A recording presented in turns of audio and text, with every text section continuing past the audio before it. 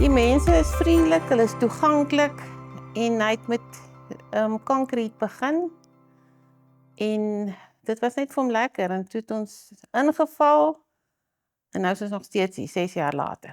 Wat was vir jou die grootste verrassing wat met betrekking tot die onderwysers en die hele skoolomgewing, maar die personeel veral, tussen dit wat jy nog gewoond was teenoor dit wat jy by Sainsburg ervaar het?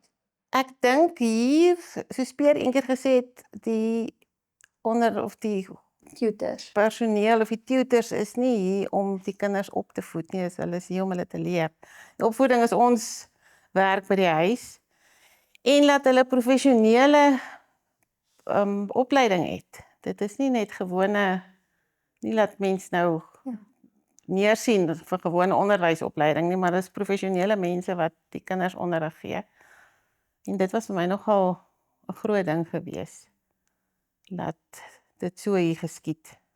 En die toeganklikheid van onderwysers, as jy nou 'n probleem gehad het, ek onthou toe jy siek was in COVID byvoorbeeld, was dit moeilik vir jou Janarem om weer aan te pas in 'n na-COVID situasie. En hoe het jy dit ervaar dat die onderwysers se toeganklikheid en se aanvaarding van Janarem se vrese was?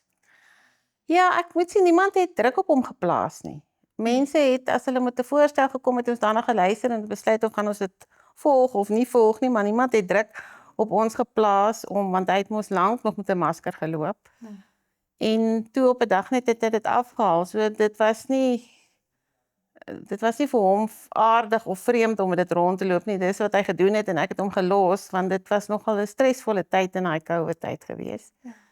So dit is vir my baie lekker, hulle is regtig toeganklik en verder, as hy gesukkel het met enige onderwerp of enige probleem wat hy gehad het, en maak nie saak watter vak dit was nie. As mens gevra het vir ekstra hulp, het hulle dit vir ons gereël. En ek het vir hom gesê, hy moet vra in die klas en dan moenie gaps wees voor jy kan aangaan met die volgende werk.